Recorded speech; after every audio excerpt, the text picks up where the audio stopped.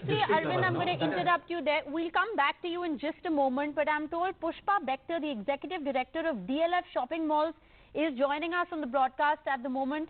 Appreciate you for being with us this evening. It's Unlock 1.0. It's a welcome decision. I can see that from the smile on your face. But you have your task cut out for you. You're going to have to inspire the confidence of people to feel safe to get back into malls. Absolutely. That's very well put. We welcome the decision by the government, but we also are well aware of the strict social distancing norms that we have to put into place. And what can we say? We have actually prepared ourselves very well at the DLF malls, and I must say for the entire shopping industry, the entire mall industry is well prepared now. With the Shopping Center Association of India preparing the norms, we will be adhering to norms. We will be looking at, practicing social distancing, great sanitization efforts, and ensuring that it's a very good consumer experience with safety. Ms. Bector, very straight questions. If I were a person who wanted to enter a mall on the 8th of June, here's what I'd want to know. Is there going to be a limit on the number of people who are allowed to enter? What's going to be the new normal if you want to walk into a mall? Are you going to limit the number of shops that are open? Do you have those broad guidelines laid out? Yes, we do. We're going to be limiting the number of people with one person for every 75 square feet.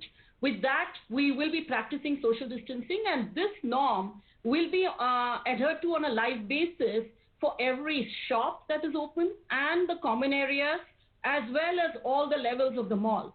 So we have actually worked on this stringently, trained our staff to ensure that this norm is maintained. As I told you, the responsibility is equally ours to ensure that social distancing norms are in place. We've also introduced many measures. Let us say in the washroom, you will see that at the wash basins, there will be social distancing norms maintained. So there has been extensive measures taken by the industry as a whole, and DLF in particular that I can talk about. Right. And yes, we will be doing that. The other big question, Ms. Bector, at this point is whether states are going to permit it. So these are, of course, the guidelines that have been laid out by the central government, but every state, based on their own assessment of the situation on the ground, is going to determine what can and cannot open. Do you, at this point, have clarity on what it's going to be like in different states, whether the same rules that apply in Haryana will apply in Uttar Pradesh and apply in Delhi? Well, we don't have full clarity yet, but I do think that the Delhi government will issue guidelines very soon by tomorrow. And we are expecting a similar kind of guideline from both the Haryana and the Uttar Pradesh government. We do believe that the Uttar Pradesh government is going to be following whatever is the MHA guideline, and that is what we have been told. Whatever are these guidelines, we shall be following it, and we still have 8 days more to prepare, and which is a great thing. We have an 8 days heads up. So you have an 8 days heads up. Do you anticipate that people are going to be scared?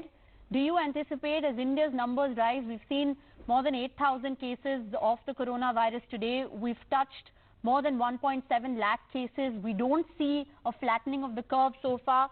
Are you confident that people will be willing to enter into malls again? Quite honestly, there will be caution in the beginning.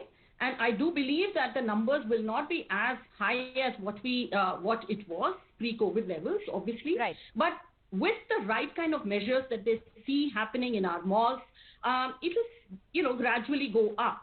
So it's not going to be a big spike. And we also, with our norms, are sending out that right signal that let it be cautious, let it be a gradual rise of the number of people coming in so that there is confidence. And I also believe one more thing, that the shopping shall be more planned. People will come in, and I would think that the conversions would be much higher. And that's the indication that we've got even from south of India, where some of the stores have opened. So I think that will be the norm. It's very interesting that you bring up the issue of the south of India, because my colleague Maya Sharma is also joining us on the broadcast at this moment. Maya, Unlock 1.0 is what we're calling it. But the final decision is really going to have to be taken, by the state governments. What are you picking up from the Karnataka government at the moment? Well, that is correct. The Karnataka government was in fact very keen that temples and places of worship open from June the 1st. And they did write to the Prime Minister for that permission. But this is a BJP ruled state, and there is no doubt that the state will go by exactly what the centre is telling them to do. Right. So if they're saying that places of worship should open only on the 8th of June, I am fairly sure that they are going to wait for that.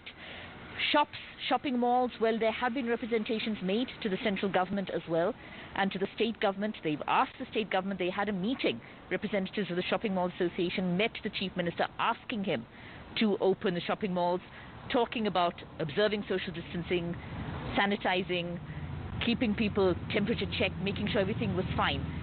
They have that representation, but again, since the central government is talking about the 8th of June, it's very likely that Karnataka will also wait till the 8th of June. Otherwise, Karnataka pretty much opening up a lot.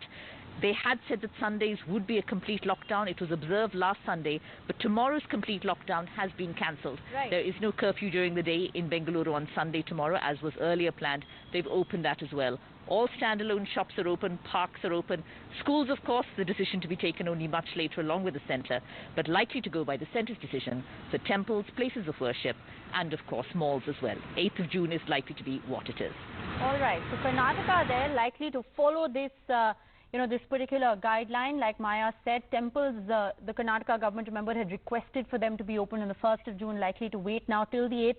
Maya, keep tracking the details of this story. We'll come back to you for more updates. We also have Mr. Mukesh Kumar. He's the CEO of Infiniti Malls, joining us from Mumbai. Appreciate you, Mr. Kumar, for being with us this evening. It's Unlock 1.0 as far as the central government is concerned, but we know that the situation in Maharashtra, particularly Mumbai, has been one of great concern. As a CEO of a mall, do you believe that these easing of restrictions will apply to you in Mumbai? Should they at this point? Thank you very much for having me on this show. Let me first thank the central government for allowing the malls to open. I know it's a state subject now. State has to take the call, and as you rightly said, Maharashtra, especially Mumbai, is not in right condition as of now.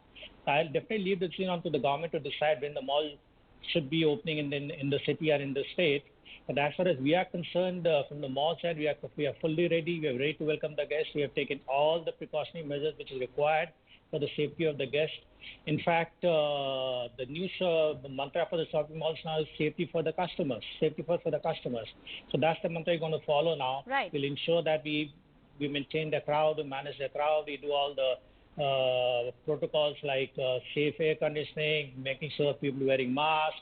All those things are in place, and we're just waiting for things to happen and make sure that we had a representative of, we had the executive director of the DLF Shopping Malls with us a short while ago, right, who said that the rules and regulations have already been formulated. One person per 75 square feet is going to be permitted. Do you have similar rules and regulations that you formulated as well? In fact, the SOP that is prepared is for the entire mall industry. Okay. It is one SOP is prepared for the entire industry, whether Right. you talk about Maharashtra or Delhi or But the Karnataka or situation, any I'm state. afraid, is very different in different parts of the country. With public transport not open yet in Mumbai and unlikely to open anytime soon, do you foresee that as a problem? You'll have to repeat your question. I can't hear you properly. I said with public transport not yet open in Mumbai, do you foresee that as a problem? Certainly, it's going to make a difference because the public transport is very important in Mumbai. If you look at most of the people travel either by metro or the local train, so it's going to take some time. One way I would say it's also better for the malls that we'll also understand the customer behavior to start with, yes, and see how people are behaving because we don't want too much crowd to coming in at the moment because we have to restrict number of people coming to the mall. Whether it is coming to the shop, where the staff entry will be restricted, the customer entry will be restricted, and same with the mall as well. We'll have to manage the crowd. I think, but slowly, I think we'll get used to it. And once the public transport starts, I think crowd is going to build up. But I think it's better for the safety to start with that we have limited crowd to start with. And once you're used to this, Mr. everything Kumar, is in place. It's good to know that there is a central guideline, so to speak, that's been formulated and will apply to all malls. But different guidelines in different situations are prevailing on the ground as far as Mumbai is concerned, or Gurugram, or Noida, or Delhi, or Bangalore for that matter is concerned. Many of these places have seen fewer cases as compared to Mumbai. Are you confident that the Maharashtra government will allow for malls to open in June? What if it's deferred? Do you have contingencies in place given the kind of losses that you've suffered in the last 2 months? It's very difficult to really comment on that. The safety definitely comes first for the people living in Maharashtra, and especially in Mumbai. I know Mumbai condition is not very good at the moment, and government is taking a lot of measures to control this spike. So I don't think I'll be able to really comment on this. But as far as I see that the way other states are going to open, Maharashtra also will take the lead. And I think maybe another couple of weeks' time, may not be immediately from the 8th of June, maybe I'm looking maybe for the 15th of June. And when they are fully confident that, malls can manage the crowd and they'll keep the people coming to the malls safe, I think it should be all right. Well, inspiring consumer confidence is going to be the next big challenge. That's if malls are allowed to open up in Mumbai. But thank you so much, Mr. Mukesh Kumar, the CEO of Infiniti Malls, joining us from Mumbai. Like I said, a lot is going to depend on each state government. The centre has issued Unlock 1.0, but the fine print of what is applicable to you or not will, of course, depend on various state governments. My colleagues Monideepa and Ghazali are joining us.